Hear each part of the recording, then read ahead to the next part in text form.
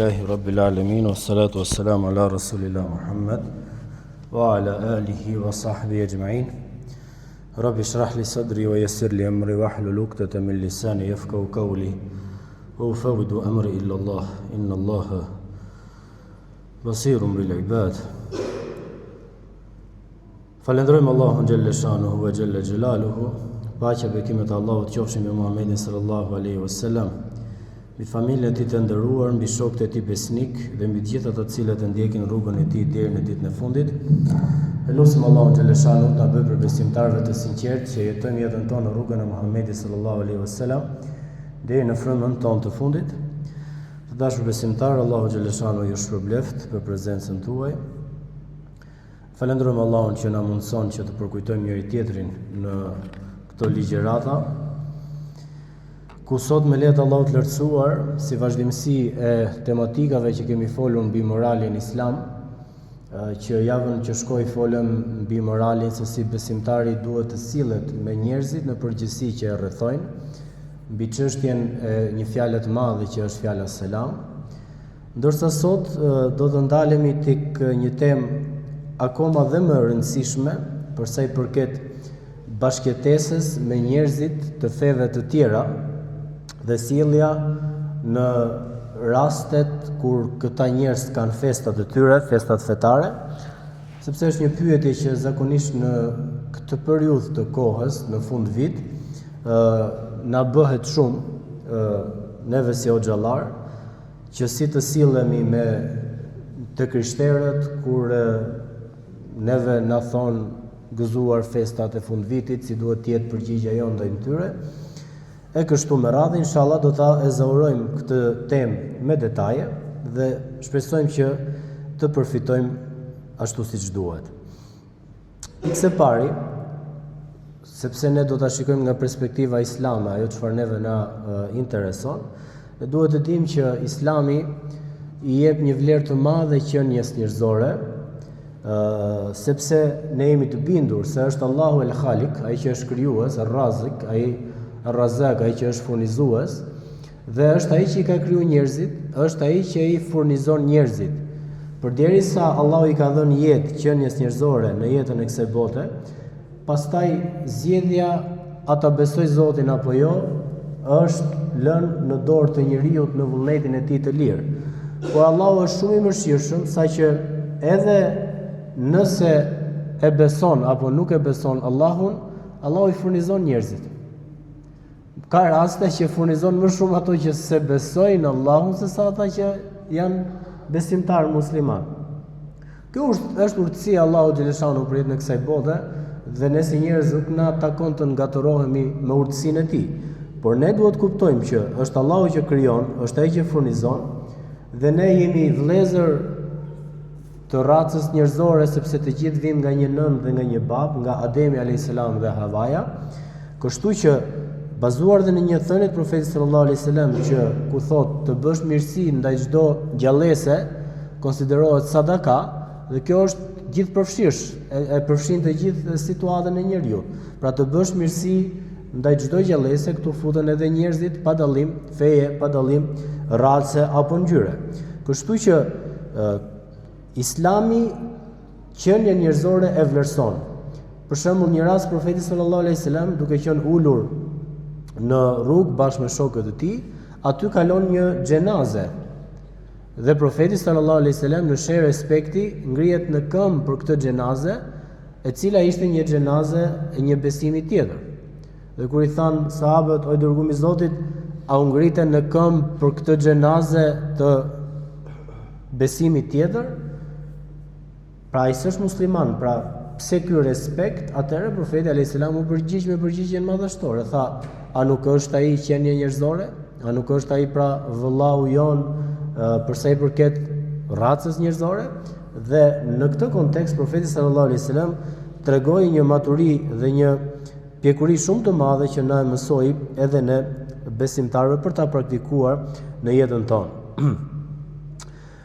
Islami marrëdhënien me njerëzit e shikon në dy perspektiva shumë të rëndësishme. Perspektiva kryesore është perspektiva kur ne jetojmë me njerëzit në kohë paqeje, në kohë miqësie, në mirësi, pa debate, pa trazira, dhe këtu Islami ka ligjet e veta të posaçme se si duhet sillesh me njerëzit në përgjithësi, por po ashtu Islami ka edhe ligj dhe direktiva të ndryshme me njerëzit që ne jetojmë në jetën e përditshme kur është kohë lufte, kohë trazirash apo kohë armiqësish. Që do të thotë në të dy rastet ka ligjet të veçanta që Islami ne na mëson se si të sillemi si besimtar musliman. Dhe këtu në fakt bëhet edhe gabimi nga shumë musliman kur I keq interpretojnë ajetet e Kuranit famëlar. Për shembull, po të lexosh surën Taube, është e vetmja sure në Kur'an që fillon pa bismillah. Sura Taube fillon pa bismillah, duke filluar nga Enfal deri tek Taube. Pse? Sepse po të lexosh ajetet e surës Taube në veçanti dhe të Enfalit, që janë të lidhura ngushtë me njëra tjetrën, aty ne kemi të bëjmë me ajete që flasin për ligj lufte. Për shembull, aty do të kesh një ajet ku thotë që ti ndiqi jo besimtarët dhe vritini kudo që t'i gjeni. Dhe kur e merr këtë ajet në përgjithësi, apo ka dhe një ajet tjetër që mos I bëni miq ensarat dhe xifutët, sepse ato janë miq të njëri tjetrit. Dhe kur I merr kështu në pamje të jashtme, atëherë shefti që duhet me zbatu direkte në çdo lloj situate. Por aty ka një ligj lufte. Dhe ky ajet vjen për një situatë të veçantë. Nga ana tjetër kemi shumë ajete të cilat flasin për kohë paqe, se si duhet sillesh ti me këta njerëz. Kështu që po nuk I kuptove mirë, do dalesh në konkluzione të gabuara. Po I kuptove mirë dhe ti vendosësh vendin e dur, në kohën e dur, atëherë do të jetosh Islamin siç duhet.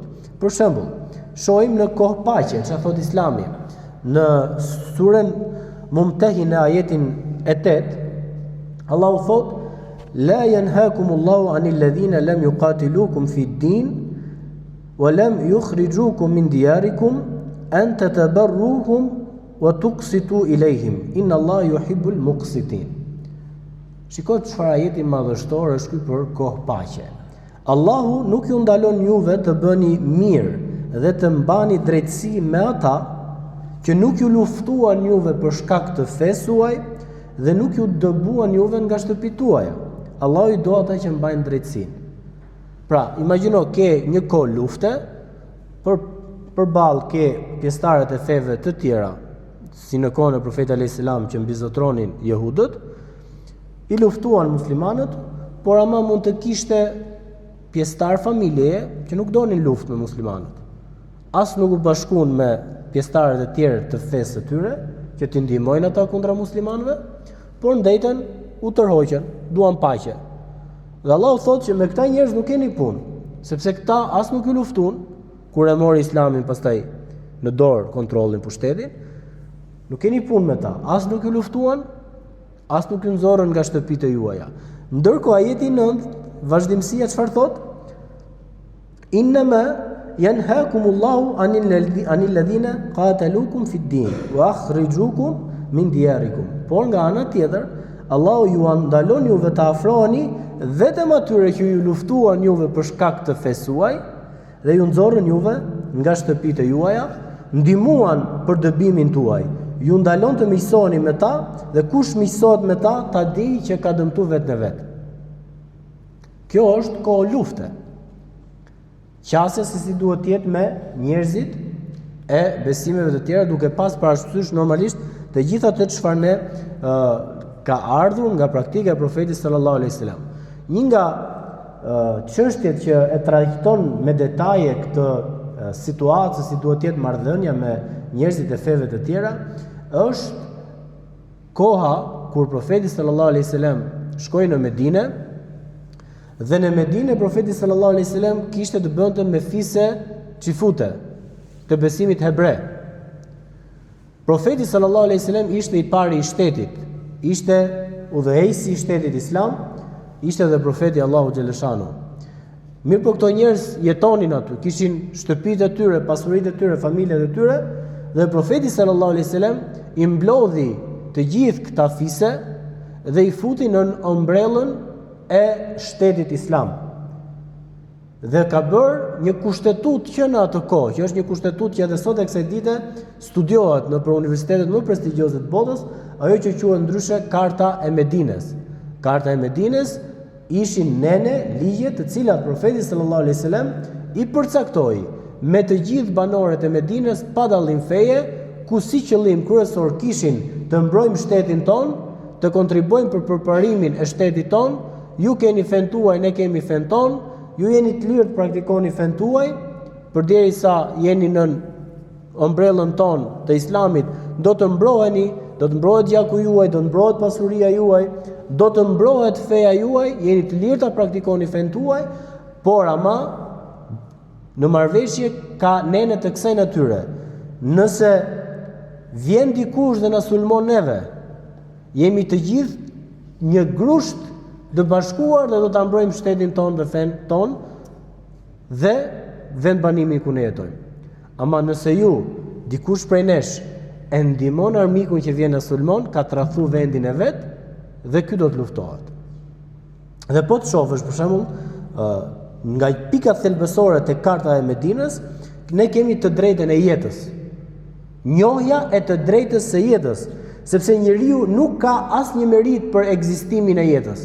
Është në dorë të Allahu xhaleshanu ai që e jep dhe e merr jetën. Prandaj, nga koncepti islam, njeriu nuk ka të drejtë të sulmoj dhe të asgjësoj jetën e askujt.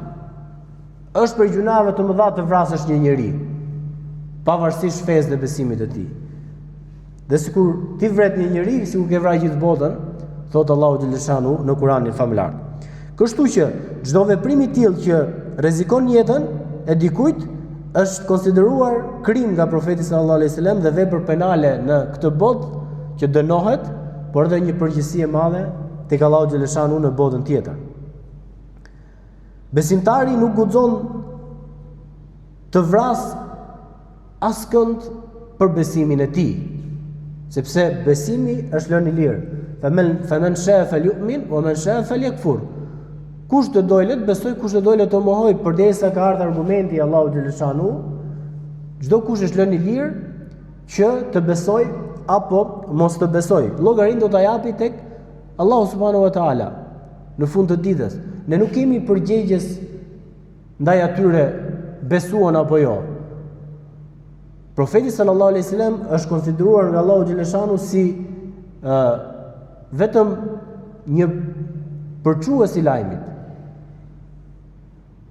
Ti je një paralajmërues beshira o nadhira, i përgëzon njerëzit për xhenet, i paralajmëron njerëzit për xhehenem dhe e jep mesazhin e fesë Allahu xhaleshanu, pastaj kush e beson e ka për vetë fitimin, kush e mohon e ka po ashtu për vetën e vet. Por nuk mund të jetë kjo shkaku që njeriu të shkojë edhe ta dëmtojë dhe ta kërcënojë jetën e dikujt tjetër. Shohim nga nenet e Kartës së Medinës, është shkruar që hebrejt të cilët lidhen me ne, thot profeti sallallahu alaihi wasallam, fitojnë të drejtën e ndihmës dhe të përkrahjes tonë, i merr shtetin në kontroll, ndihmon dhe i përkrah. Askush nuk do t'i shtyp e as nuk do t'i ndihmojë armiqtë e tyre. Pra edhe ata kishin armiqtë e tyre, kështu që muslimanët nuk do të bashkëpunonin kurse si me armiqtë e tyre. Kështu që kur e shikojmë në këtë perspektivë, ne na del në po ashtu në nenin e Kartës së Medinës, ku profeti sallallahu alaihi wasallam ka shkruar që fqiji është thot një person shumë i rëndësishëm në jetën e besimtarit, komshiu, të cilit nuk guxon t'i bëhet as dëm dhe as mëkat. Dhe ne e dim atë çfarë ka ardhur për komshiu në Islam, saqë profeti sallallahu alaihi wasallam tha që ai shumë erdhi Xhibrili alayhis salam dhe më foli për komshiun, saqë mendova se komshiu do të merrte trashëgimi nga pasuria jonë. Aq e rëndësishme është që muslimani të japi siguri në lagjen ku ai jeton, që komshit pavarësisht besimeve të tyre të ndjehen të sigurt nga prezenca jote si musliman. Dhe tha profeti sallallahu alaihi wasallam në një hadith, ka 3 lloje fqinjesh, ka 3 lloje komshish. Fqinji thot me një të drejtë, është fqinji i parë që ka të drejtën më të vogël, dhe ky është ai I cili nuk është musliman, ama ka të drejtë ndaj teje, sepse është komshi, ka hak. Ka një të drejtë, ta respektosh që është komshiu jot. Komshiu I dytë, që ka dy të drejta, është komshiu musliman. Një e drejtë është se është musliman, dhe treta është, edhe e dyta është sepse është komshi. Fqi I tretë që ka tre të drejtat ndaj teje është fqi musliman, fqi I gjakut dhe që është komshi me ty. Dhe ka shi tyre muslimani është obliguar që të drejtat që I takojnë komshiut duhet ja japi. Tha profeti sallallahu alaihi wasallam, nuk është prej nesh ai I cili flen me barkun ngopur dhe komshiu I tij është I uritur. Nuk e përcaktoi komshiun musliman apo jo musliman. Kur u prish kjo marrëveshje e Medinës, të dashur besimtar, sepse po jetonin muslimanët në paqe me hebrejt në luftën e Hendekut, apo lufta e Ahzabit që quhet ndryshe, sepse pikërisht fiset hebreje brenda Medinës bashkëpunuan me Mekasit në dëm të muslimanëve, në fshehtësi.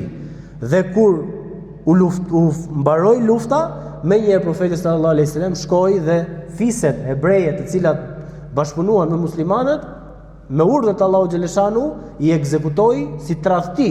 Kjo quhet tradhti kombëtare, kjo quhet tradhtia e dheut, kjo quhet tradhtia e marrëveshjes e besës.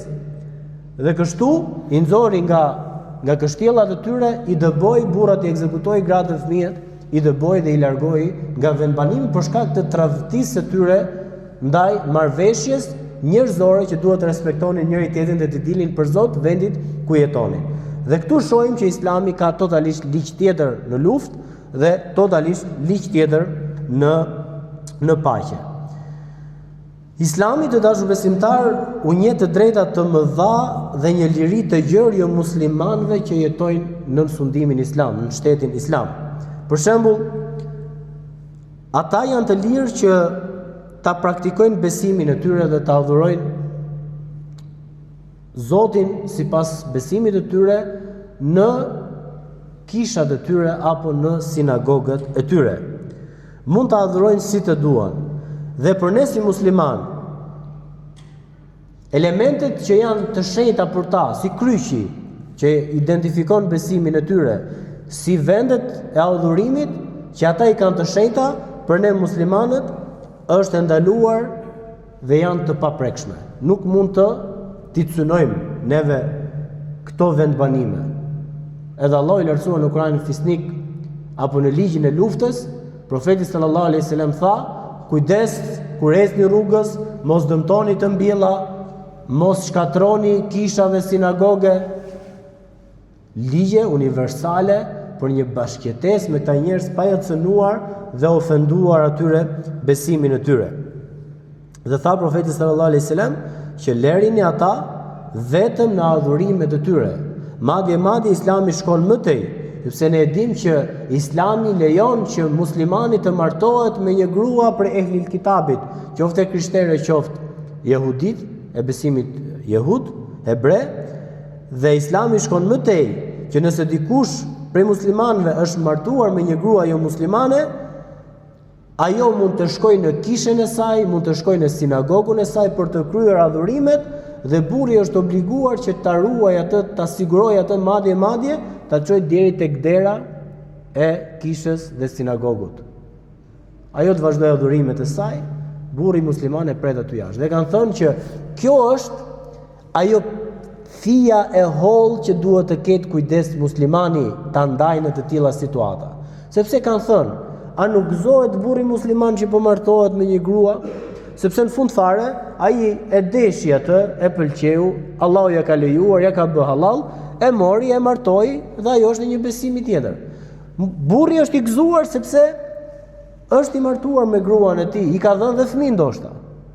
Por kanë thënë, duhet të gëzohet muslimani nga kjo perspektivë për gruan e tij që mund të jetë jo muslimane, por në zemrën e tij nuk duhet të ketë gëzim për besimin e saj.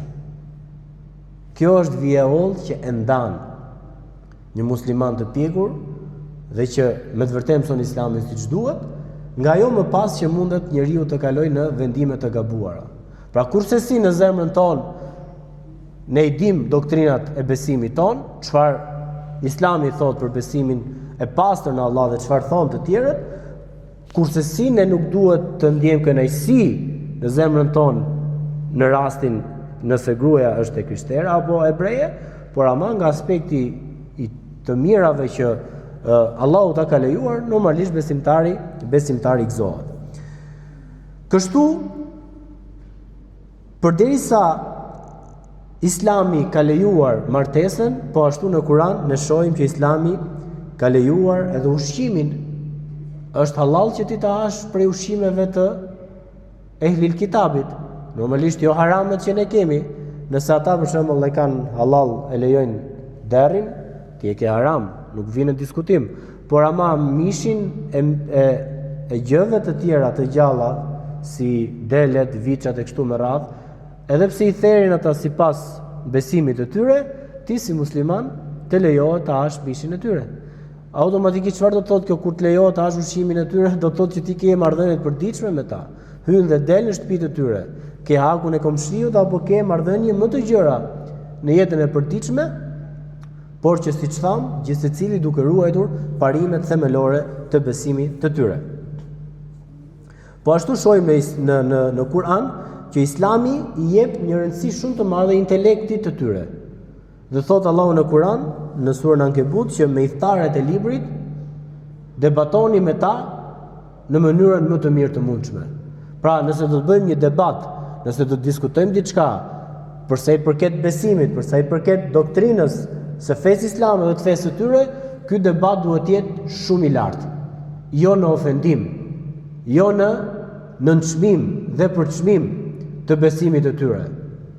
Por duhet të jesh shumë i edukuar kur do të flasësh me ta, do të tregosh doktrinën tënde të besimit si musliman, do të tregosh ndoshta diferencat ku dallon besimi jon prej tyre, por gjithsesi në fund fare lakum dinukum waliyadin. Ju keni fen tuaj, un kam fen time. Por ama Kur'ani kërkon që të jesh shumë i matur në debat dhe në diskutim me kategorinë e këtyre njerëzve në veçantë. Lejohet që ti vizitosh hebrejt e të krishterët në raste të ndryshme që kanë të bëjnë në jetën e përditshme sociale, sipas traditave të vendit ku ne jetojmë. Vdekje, martesa, të ftoi, shkoi, erdhi, të gjitha ato janë të lejuara, sepse vetë profeti Muhammed sallallahu alaihi wasallam tregon Enes ibn Malik se një djalë hebrej që i shërbente profetit sallallahu alaihi wasallam u sëmur. Dhe kështu profeti sallallahu alaihi wasallam shkoi dhe vizitoi, shkoi tek shtëpia vet. U fut brenda tek shtrati i tij. I ishte sëmur dhe e pyeti se si është, më shëndet. Dhe në fund fare e ftoi djalin dhe i tha, pranoj Islamin.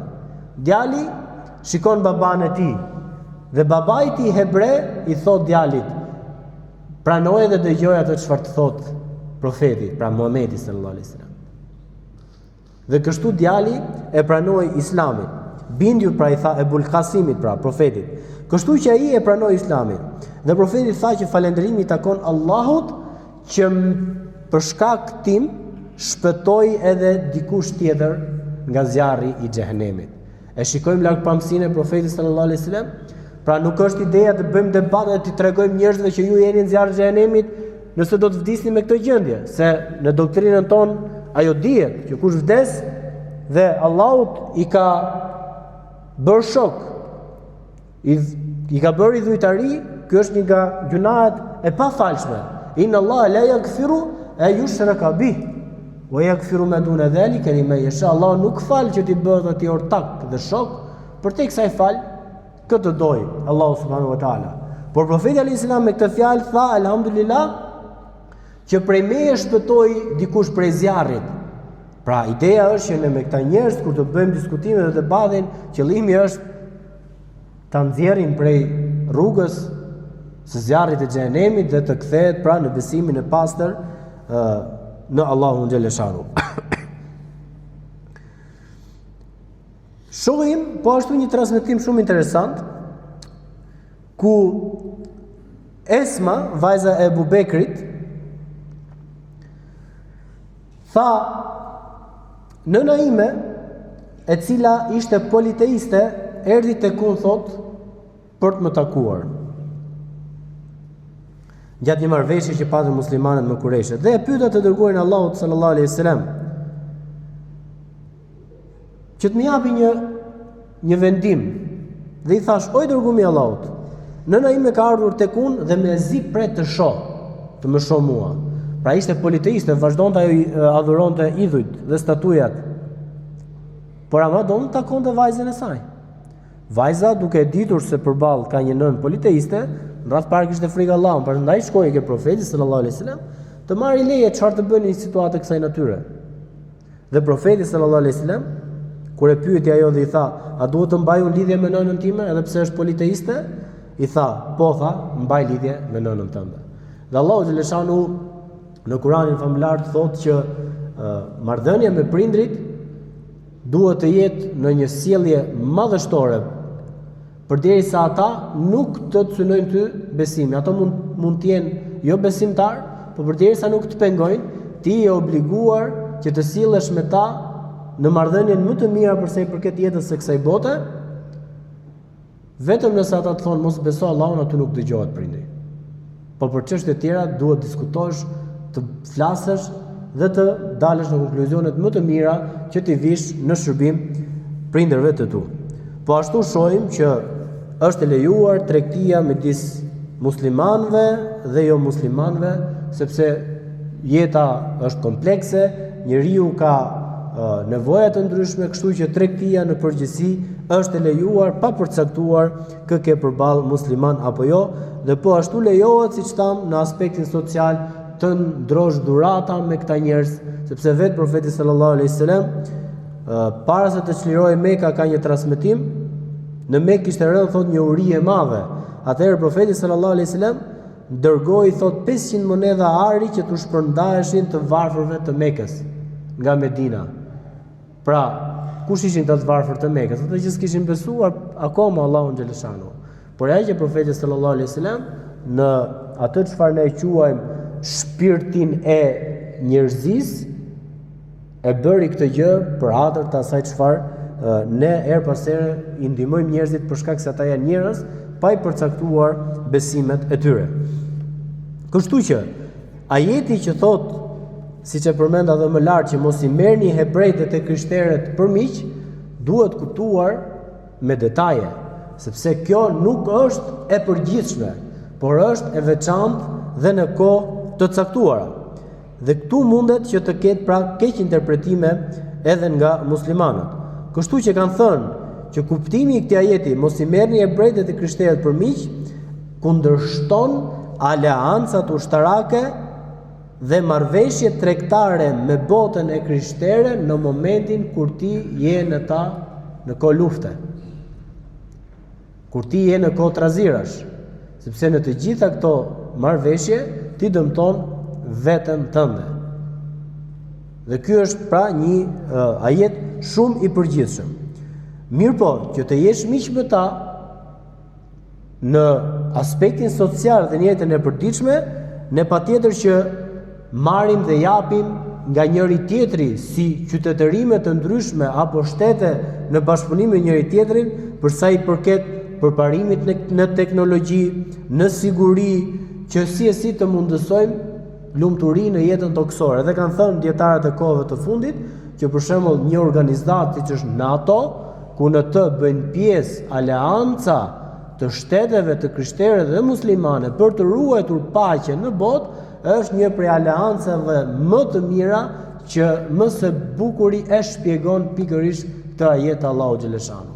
Sepse në të vërtetë kur e shikon një aleancë kësaj natyre me fuqi ndërkombëtare në të gjithë botën, shohim që her pas here, siç kemi pas rastin e vëllezërve tanë në Kosovë, që mos ishte kjo aleancë, ndoshta Kosova do të ishte e lirë sot. Dhe kur ka dobi të përgjithshme në aleanca, këtu patjetër që Islami shikon një botë kuptim të gjerë, pa pas probleme në bashkëpunimin me shtetet, qofshin këta edhe të krishtera apo hebreje.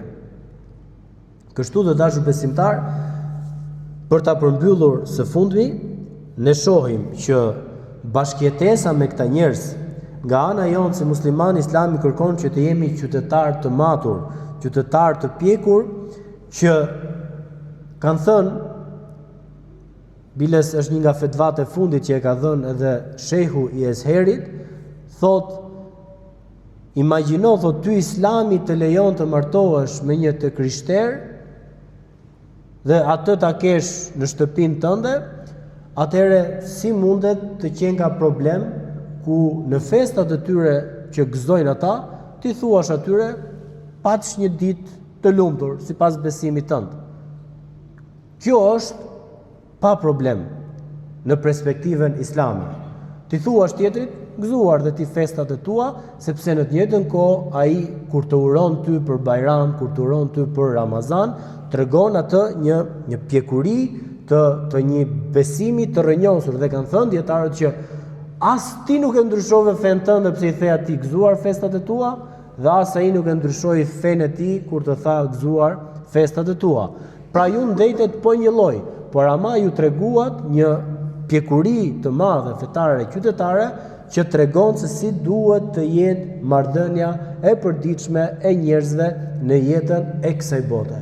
Kjo është një maturitë të dashur besimtar që kërkohet nga ne si besimtar, por thash dhe është shumë e rëndësishme.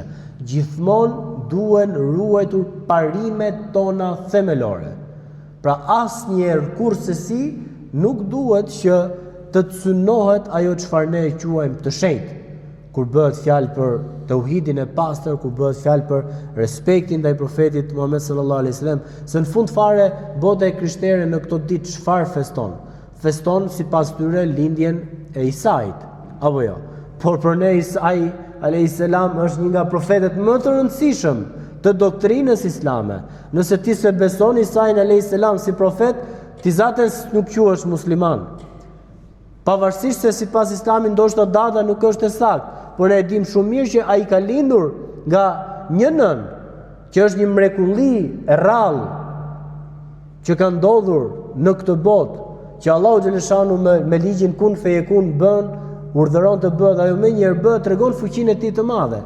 Kjo për ne është një reflektim për të kuptuar që për ne ai është një profet i rëndësishëm, dhe kjo duhet edhe të transmetohet tek të tjerët, sepse ndryshe ndoshta pikërisht ndaj këtyre keqkuptimeve që mund t'i bëhet Islamit, ndoshta ata mendojnë që ne po i shajmë profetin apo i shajmë Jezusin. Ndërkohë nuk lejohet kurrësi nga gjuha e muslimanit të dalë qoftë një ofendim i vogël ndaj profetit Isa alayhis salam, sepse ti ke shah fen tënde automatikisht me këtë veprim.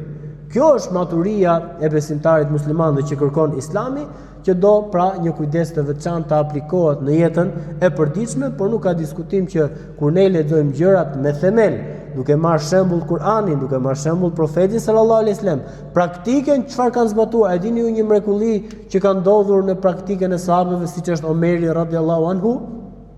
Omeri u përgëzuar nga profeti alayhis salam që do të çliroj Palestinën e sotme. Dhe kur shkon Omeri në Palestinë, ai ishte i shkruar në librat e tyre të shenjtë, të pandryshuara, që kush do të vinte dhe do të çlironte pikërisht të Palestinë. Dhe ishte pra në i shkruar që i pari muslimanëve pra do të ishte rroba e tij me arna, deri në 40 arna i kishte të qepura rrobat. Omeri radhiyallahu anhu, dhe e bëri rrugën me shërbetorin e tij, vetëm ai dhe shërbetori, pa ushtri. Dhe e bën me kohë që një farë kohë do të este, vetëm një deve kishin.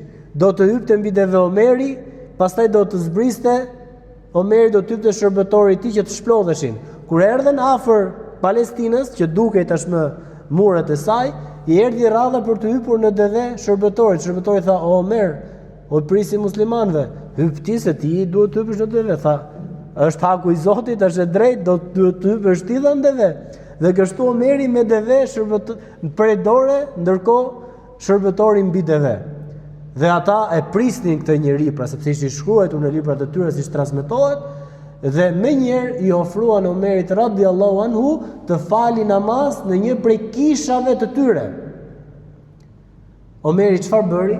Tha nuk falu namaz në atë kish, sepse do të vinë muslimanët mbrapa dhe do të thonë këtu ka falur namaz Omeri, ta shemim kishën ta bëjmë xhami. A e dini ju që dhe sot e kësaj dite ajo kish është ekzistente në Palestinë? Pikërisht pra. Ky është Islami i kuptuar drejt. Dhe nuk është Islami të marrim ne tash fjalë jo të drejta edhe të adresojmë ndaj këtyre njerëzve, sidomos në një kohë të kësaj natyre ku ata kanë fest, ku ata festojnë, ku ata festojnë sipas besimit të tyre, siç ti nuk do doje që në festën tënde, në bajramin tënd, në Ramazanin tënd, mos të cënoje dhe mos të ofendoje edhe ty e drejta e praktikimit të besimit. Dhe ligji thelbësor është ky në Islam, që sillu me të tjerët ashtu siç do ti të sillen ata me ty, dhe mos u sill ndaj tyre ashtu siç nuk do doje të silleshin ata me ty. Nëse ne zbatojmë këtë praktikë në jetën tonë, me lejet Allahu xhaleshanu do të kemi sukses, ku e lut Allahu xhaleshanu të na japë një kuptim të pastër të Islamit dhe të na mundsoj një praktikë të drejtë në jetën e përditshme, ashtu siç na urdhëron Kur'ani dhe Suneti i Profetit Muhammed sallallahu alaihi wasallam. E lut Allahu të na falë, të na mëshirojë, të na begatoj, të na udhëzoj, të na forcoj. وأقول قولي هذا وأستغفر الله لي ولكم.